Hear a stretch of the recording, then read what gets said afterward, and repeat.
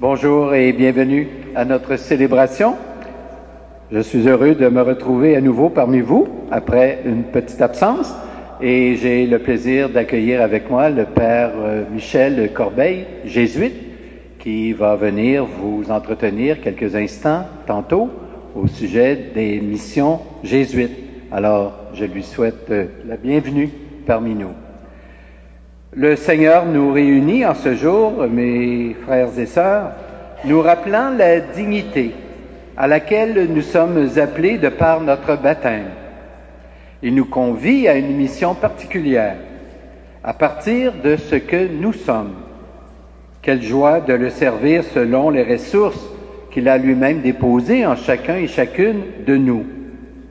Rendons grâce au Seigneur de nous rendre participants à son œuvre de salut. Nous sommes rassemblés ce matin au nom du Père et du Fils et du Saint-Esprit. Amen. Que le Dieu trois fois saint, le Seigneur de l'univers, soit toujours avec vous. Le Seigneur est audacieux dans ses appels. De pécheurs que nous sommes, il désire faire de nous des pécheurs au service du royaume.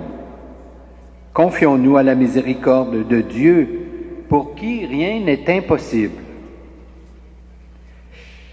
À la suite du prophète Isaïe, nous pouvons dire « Nous sommes des hommes et des femmes aux lèvres impures.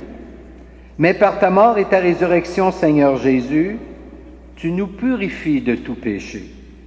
Béni sois-tu et prends pitié de nous. » Comme saint Paul, nous pouvons croire que nous ne sommes pas dignes d'être appelés apôtres. Mais par ta mort et ta résurrection, ô Christ, tu nous rends dignes d'être tes témoins. Béni sois-tu et prends pitié de nous. À la manière de Simon-Pierre, nous pouvons déclarer « Éloigne-toi de nous, car nous sommes pécheurs. » Mais par ta mort et ta résurrection, Seigneur, tu nous délivres de toute faute. Béni sois-tu et prends pitié de nous. Que Dieu, notre Père, nous fasse miséricorde, qu'il nous établisse dans son amour et nous conduise à la vie éternelle.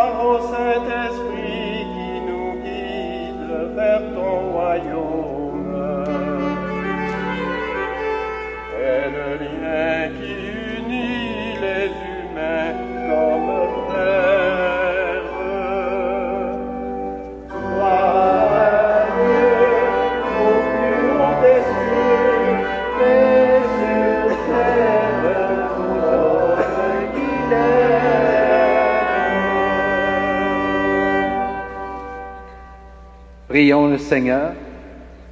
Dans ton amour inlassable, Seigneur, veille sur ta famille.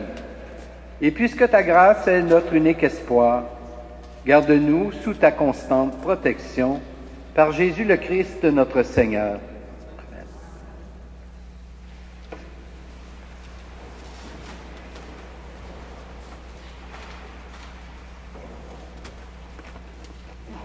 Lecture du livre d'Isaïe. L'année de la mort du roi Osias, je vis le Seigneur qui siégeait sur un trône très élevé. Les pans de son manteau remplissaient le temple. Des séraphins se tenaient au-dessus de lui. Ils se criaient l'un à l'autre, « Saint, Saint, Saint le Seigneur Dieu de l'univers. Toute la terre est remplie de ta gloire. » Les pivots des portes se mirent à trembler à la voix de celui qui criait, et le temple se remplissait de fumée. Je dis alors, malheur à moi, je suis perdu, car je suis un homme aux lèvres impures. Et mes yeux ont vu le roi, le Seigneur de l'univers. L'un des séraphins vola vers moi, tenant un charbon brûlant qu'il avait pris avec les pinces sur l'autel. Il s'approcha de ma bouche et dit, « Ceci a touché tes lèvres, et maintenant ta faute est enlevée, ton péché est pardonné. » J'entendis alors la voix du Seigneur qui disait, « Qui enverrai-je? Qui sera notre messager ?» Et j'ai répondu, « Moi, je serai ton messager. Envoie-moi. » Parole du Seigneur.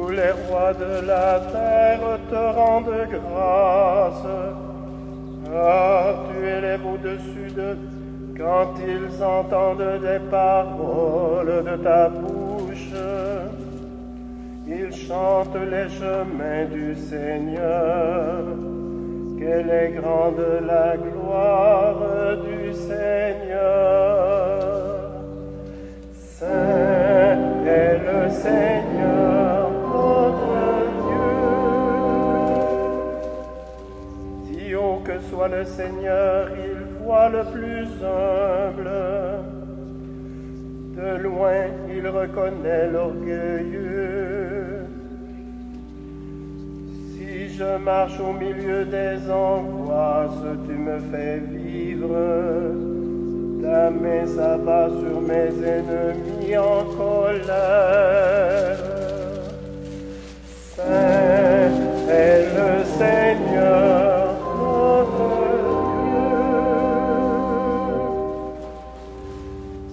Ta droite me rend vainqueur, le Seigneur fait tout pour moi.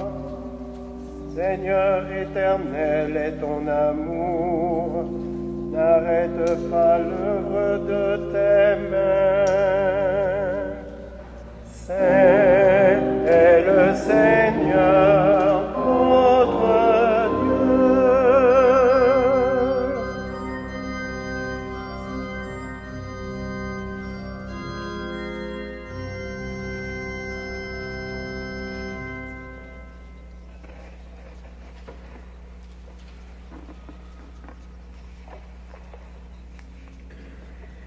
Lecture de la première lettre de saint Paul apôtre aux Corinthiens. Frères et sœurs, je vous rappelle la bonne nouvelle que je vous ai annoncée. Cet évangile, vous l'avez reçu et vous y êtes restés attachés. Vous serez sauvés par lui si vous le gardez tel que je vous l'ai annoncé. Autrement, c'est pour rien que vous êtes devenus croyants. Avant tout, je vous ai transmis ceci, que j'ai moi-même reçu. Le Christ est mort pour nos péchés, conformément aux Écritures, et il a été mis au tombeau. Il est ressuscité le 3e jour, conformément aux Écritures, et il est apparu à Pierre, puis aux 12. Ensuite, il est apparu à plus de 500 frères à la fois. La plupart sont encore vivants, et quelques-uns sont morts. Ensuite, il est apparu à Jacques, puis à tous les apôtres. Et en tout dernier lieu, il est même apparu à l'avorton que je suis. Car moi, je suis le plus petit des apôtres. Je ne suis pas digne d'être appelé apôtre, puisque j'ai persécuté l'Église de Dieu. Mais ce que je suis, je le suis par la grâce de Dieu. Et la grâce dont il m'a comblé n'a pas été stérile. Je me suis donné de la peine plus que tous les autres. À vrai dire, ce n'est pas moi, c'est la grâce de Dieu avec moi. Bref, qu'il s'agisse de moi ou des autres, voilà notre message et voilà notre foi. Parole du Seigneur. Rendons grâce à Dieu.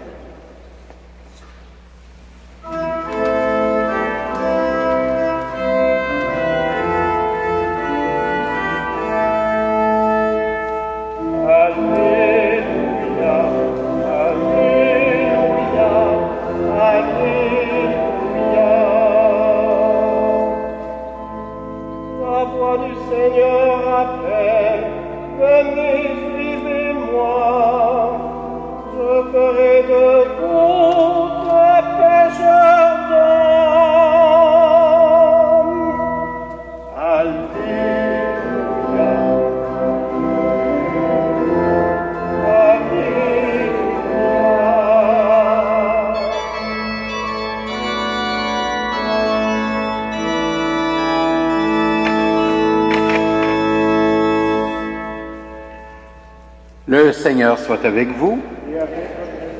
Voici maintenant la bonne nouvelle de Jésus-Christ selon saint Luc. Gloire à toi, Seigneur.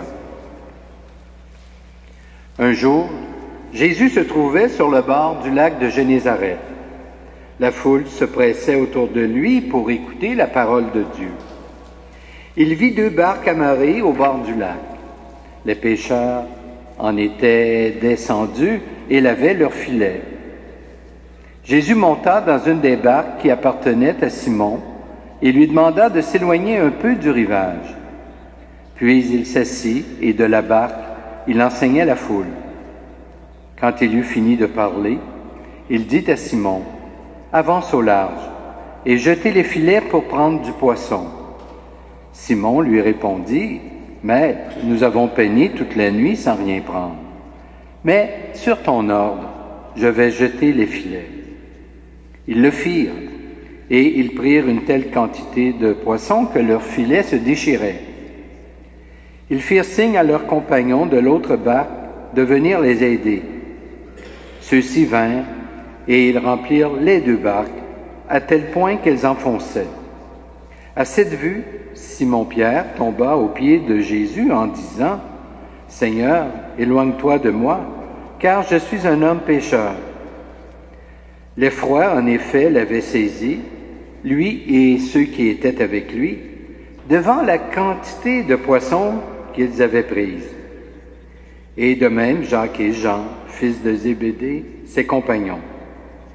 Jésus dit à Simon, « Sois sans crainte, désormais ce sont des hommes que tu prendras. » Alors ils ramenèrent les barques au rivage, et, laissant tout, ils le suivirent. Acclamons la parole de Dieu. Louange à toi, Seigneur Jésus.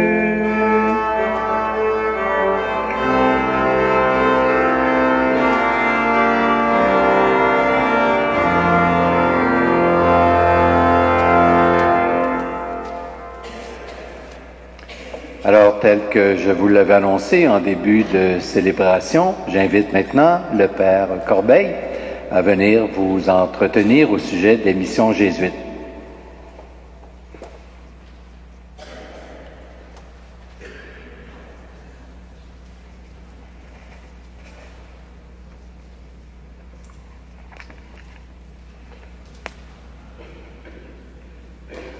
Bonjour à vous tous et à vous toutes, les paroissiens de l'Immaculée Conception. Alors, je suis Père Corbeil du Bureau des missions jésuites.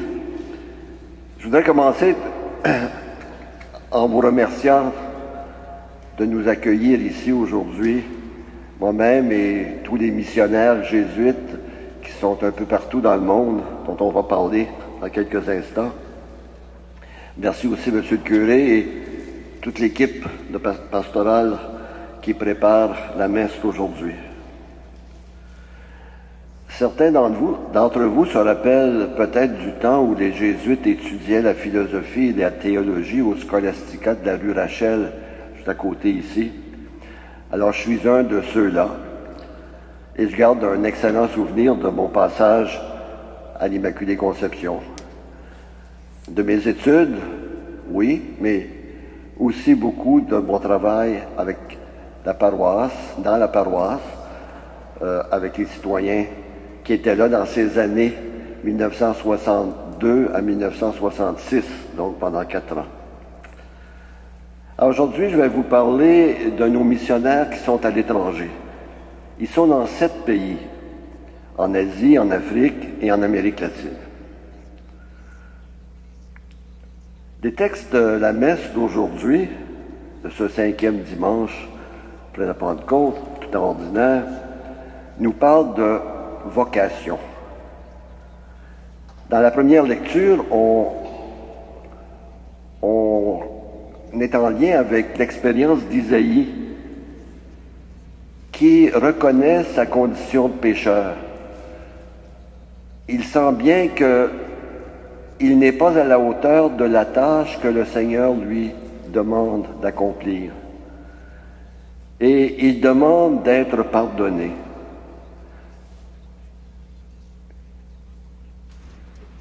Le Seigneur lui pardonne volontiers et l'envoie dans une mission qui est extrêmement difficile en ces temps-là. Il est le prophète du Seigneur, il va avoir une grande influence sur Israël. Dans la deuxième lecture, saint Paul aussi se considère pécheur. Il a persécuté l'Église avant sa conversion. Pourtant, il est pardonné et appelé à servir. Le Seigneur l'appelle et l'envoie prêcher à plusieurs nations autour de la Méditerranée. Dans l'Évangile, Jésus invite Pierre à se dépasser, à aller au-delà de lui-même. « Avance au large », lui dit-il. Alors qu'il avait pêché toute la nuit sans prendre un seul poisson, Pierre, un pêcheur professionnel, accepte le conseil d'un charpentier qui ne connaît rien au métier de pêcheur. Il fait confiance à Jésus, il avance au large et il y a tellement de poissons dans les filets qu'il est obligé d'appeler une deuxième barque au secours et les 2 barques se remplissent de poissons. Pierre aussi est confronté à son état de pécheur. Mais il est choisi par Jésus. Sois sans crainte, dit Jésus. Désormais, ce ne sont pas simplement des poissons, mais ce sont des personnes humaines que tu prendras, que tu ramèneras dans tes filets pour que le Seigneur puisse être en lien avec eux. Ces trois exemples de reconnaissance de la miséricorde de Dieu, ces trois expériences de foi, peuvent nous rassurer. Le pardon de Dieu est toujours offert. Il suffit de se reconnaître pécheur, d'avoir besoin de pardon.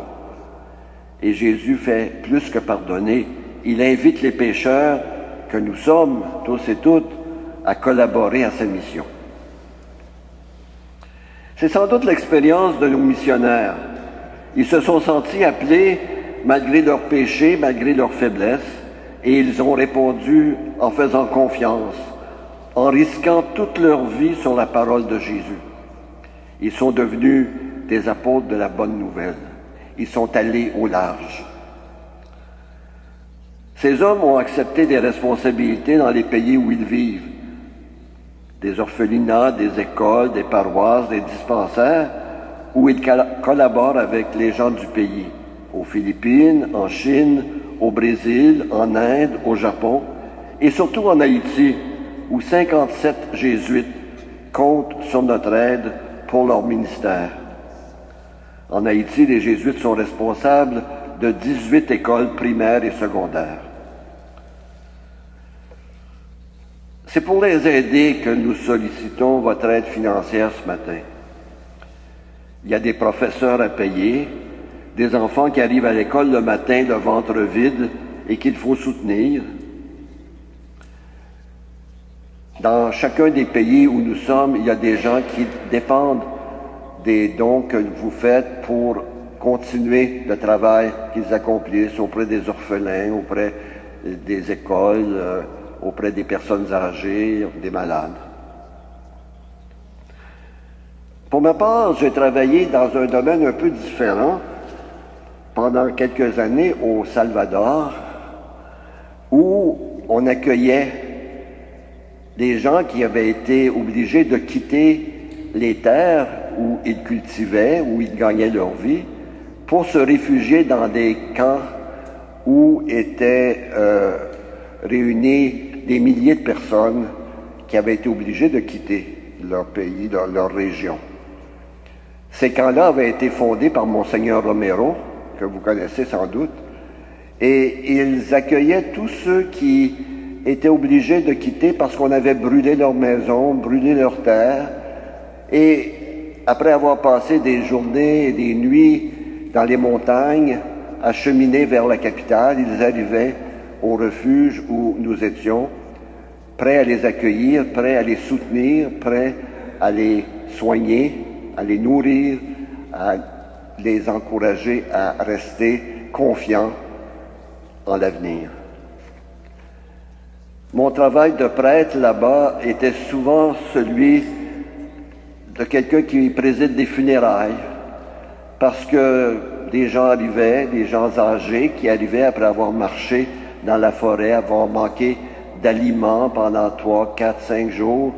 Des enfants, tout petits aussi, arrivaient au bout de leur force, au bout de leur capacité. Et malgré les soins qui leur étaient donnés dans le refuge, certains mouraient quelques jours après leur arrivée.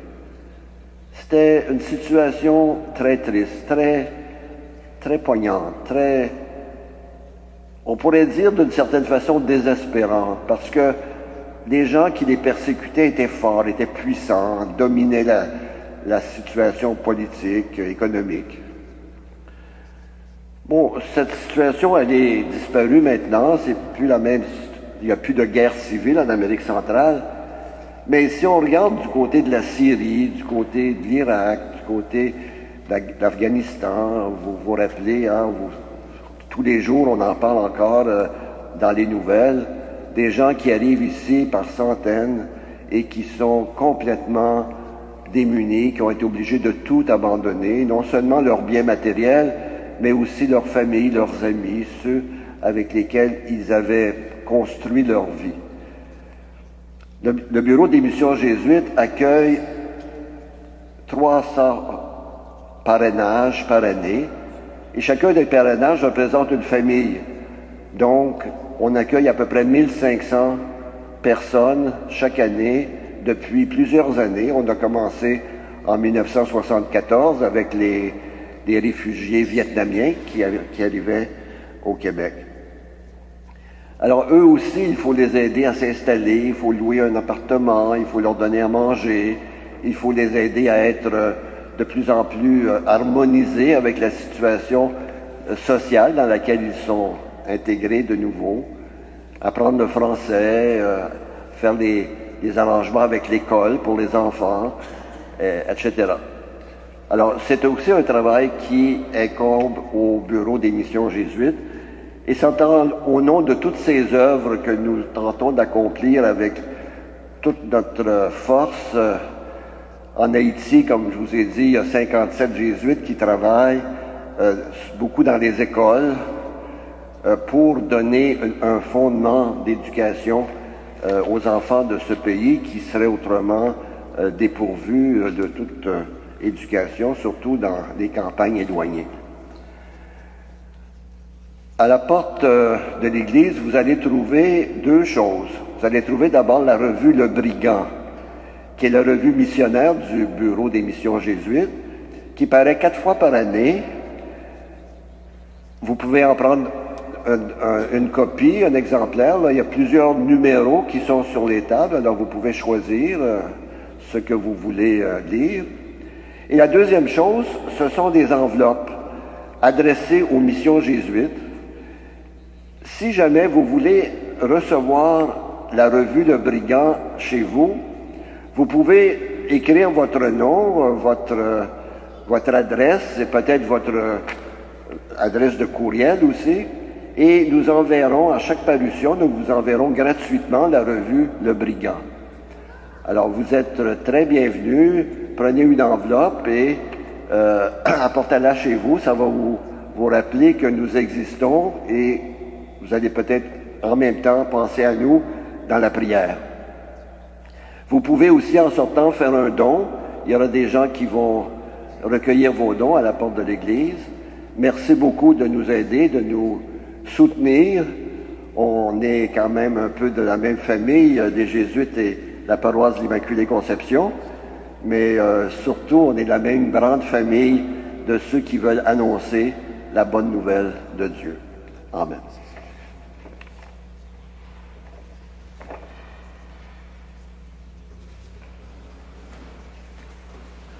Alors, je remercie le Père Corbeil pour ce témoignage et l'assurer également, bien sûr, de nos prières d'abord et également, selon nos possibilités, d'une aide financière. Alors, nous allons ensemble, si vous voulez bien, professer notre foi en ce Dieu qui a besoin de nous pour annoncer cette bonne nouvelle, malgré nos faiblesses, malgré notre péché. Je crois en Dieu, le Père Tout-Puissant, Créateur du ciel et de la terre, et en Jésus-Christ, son Fils unique, notre Seigneur, qui a été conçu du Saint-Esprit, est né de la Vierge Marie, a souffert sous Ponce Pilate, a été crucifié, est mort, et est enseveli, est descendu aux enfers le 3e jour, est ressuscité des morts, est monté aux cieux, est assis à la droite de Dieu, le Père Tout-Puissant, d'où il viendra juger les vivants et les morts. Je crois en l'Esprit Saint, à la Sainte Église catholique, à la communion des saints, à la rémission des péchés, à la résurrection de la chair et à la vie éternelle. Amen. Pour les missionnaires d'aujourd'hui, messagers de sa miséricorde, prions le Seigneur. Pour les personnes qui exercent une responsabilité civile, prions le Seigneur.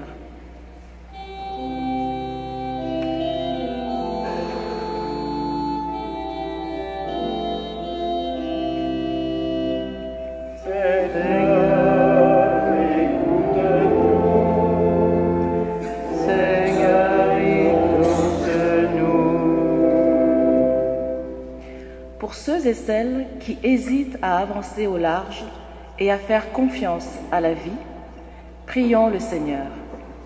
Seigneur, écoute-nous.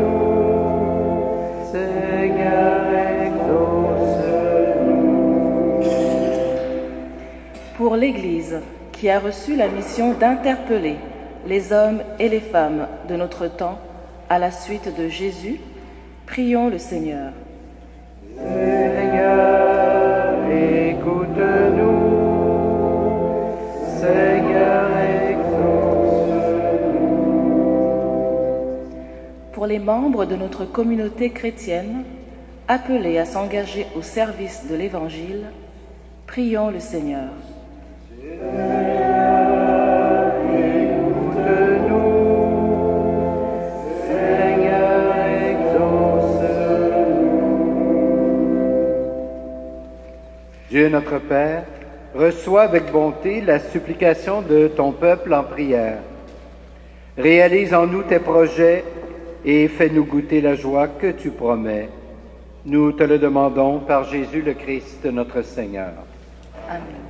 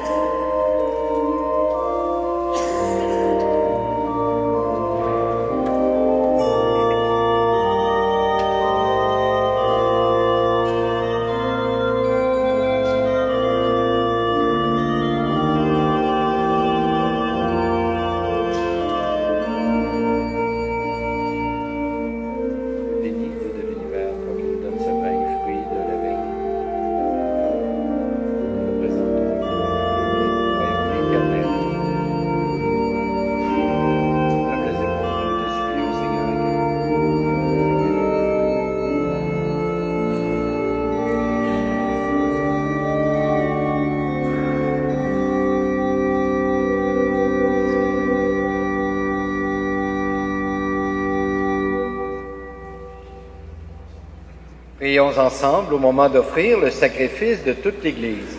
Pour la gloire de Dieu et le salut du monde.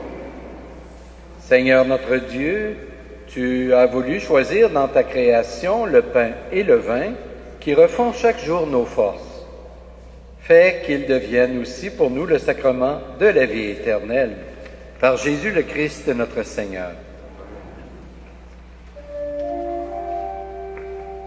Le Seigneur soit avec vous. Et avec votre esprit, Élevons notre cœur.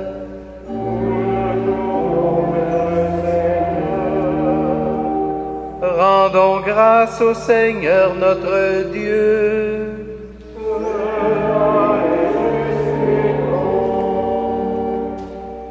Dieu notre Père, nous te rendons grâce et nous te bénissons par Jésus, Christ et Seigneur, pour ton œuvre d'amour en ce monde. Au sein de notre humanité encore désunie et déchirée, nous savons et nous proclamons que tu ne cesses d'agir et que tu es à l'origine de tout effort vers la paix. Ton esprit travaille au cœur des humains, et les ennemis enfin se parlent, les adversaires se tendent la main. Des peuples qui s'opposaient acceptent de faire ensemble une partie du chemin. Oui, c'est à toi, Seigneur, que nous le devons, si le désir de s'entendre l'emporte sur la guerre, si la soif de vengeance fait place au pardon, et si l'amour triomphe de la haine. C'est pourquoi nous devons toujours te rendre grâce et te bénir, en unissant nos voix à celles qui te chantent unanimes dans les cieux.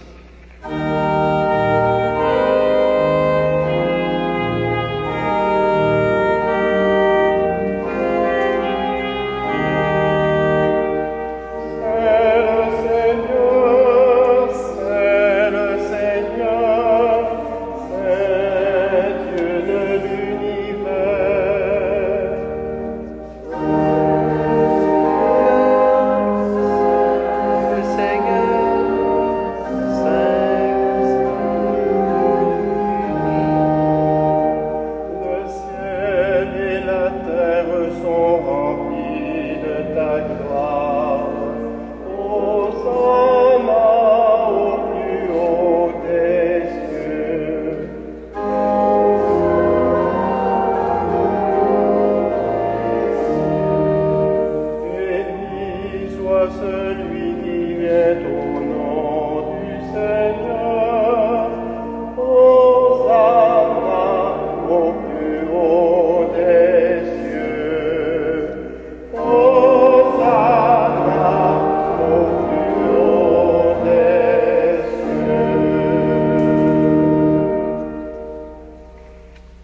Dans l'univers, nous te rendons grâce pour Jésus, ton Fils, venu dans notre monde en ton nom.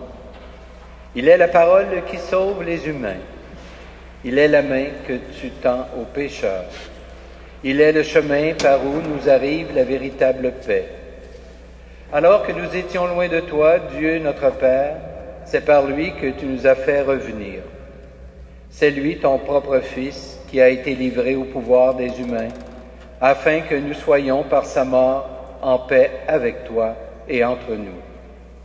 Aussi pouvons-nous maintenant célébrer en reconnaissance le mystère de cette réconciliation qu'il a lui-même obtenue. Nous t'en prions, Père, sanctifie ces offrandes par la puissance de ton Esprit, alors que nous accomplissons ce que Jésus nous a dit de faire. Au cours du repas qu'il partageait avec ses disciples, avant de s'offrir à toi pour notre libération, il prit le pain. En te rendant grâce, il le reçoit de ses propres mains et le donna aux disciples en leur disant, « Prenez et mangez-en tous. Ceci est mon corps livré pour vous. »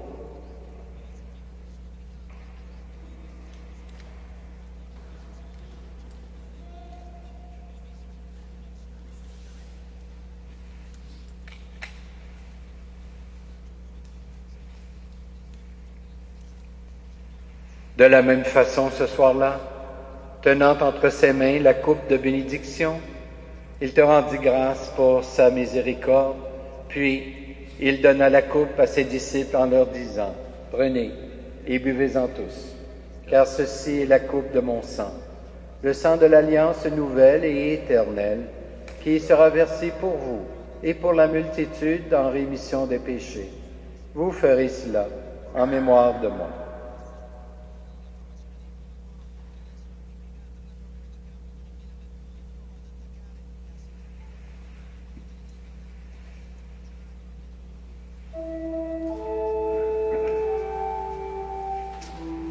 Proclamons le mystère de la foi.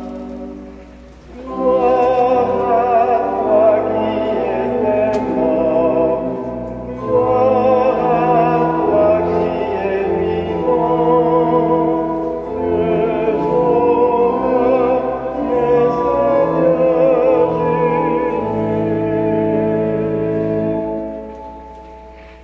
Père très bon, ton Fils a laissé à ton Église ce mémorial de son amour.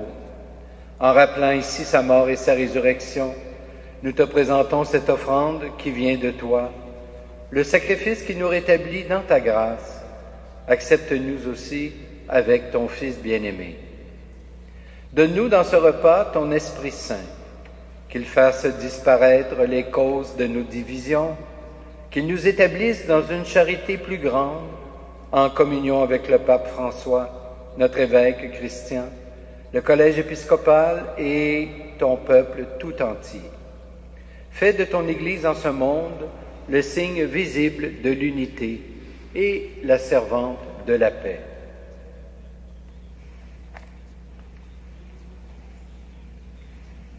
Et comme tu nous rassembles ici dans la communion de la bienheureuse Mère de Dieu, la Vierge Marie, de Saint Joseph, son époux, et de tous les saints du ciel autour de la table de ton Christ, daigne rassembler un jour les hommes et les femmes de tout pays et de toute langue, de toute race et de toute culture, au banquet de ton royaume.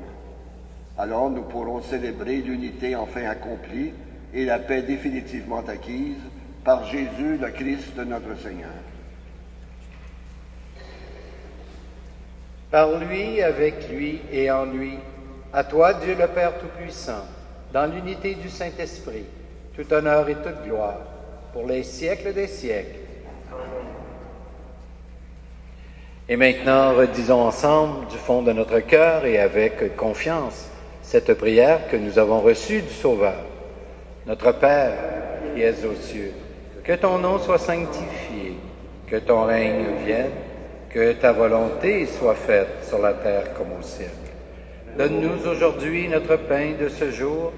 Pardonne-nous nos offenses, comme nous pardonnons aussi à ceux qui nous ont offensés.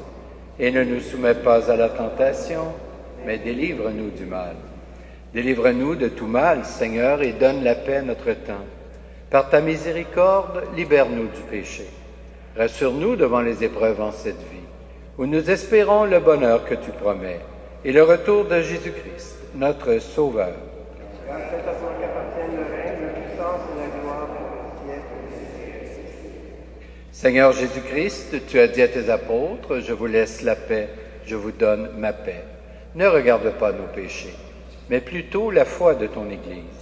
Et pour que ta volonté s'accomplisse, donne-lui toujours cette paix, et conduis-la vers l'unité parfaite, toi qui règnes pour les siècles des siècles. Que la paix du Seigneur soit toujours avec vous. Échangeons entre nous un signe de cette paix. La paix du Christ,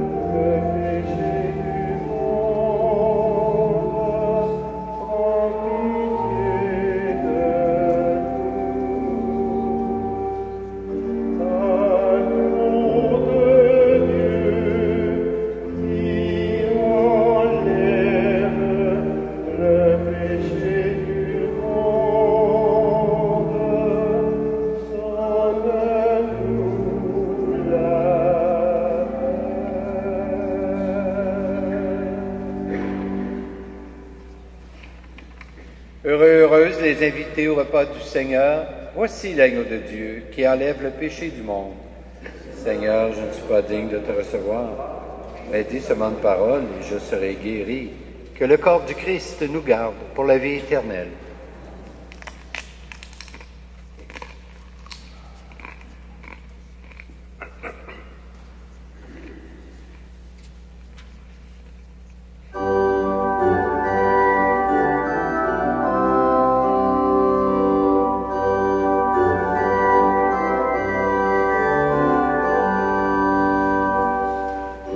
Nous allons manger ensemble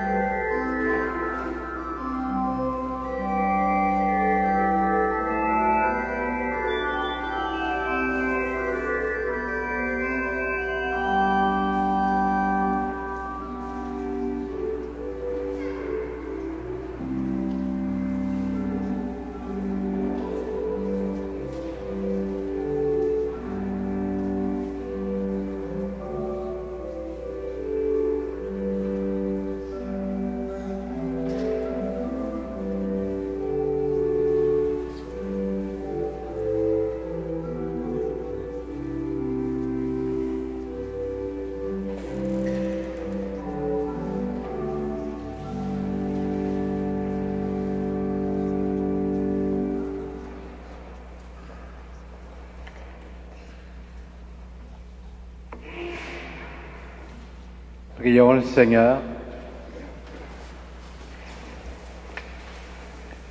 Tu as voulu, Seigneur, que nous partagions un même pain et que nous buvions à la même coupe. Accorde-nous de vivre tellement unis dans le Christ que nous portions du fruit pour le salut du monde. Par Jésus le Christ, notre Seigneur. Amen.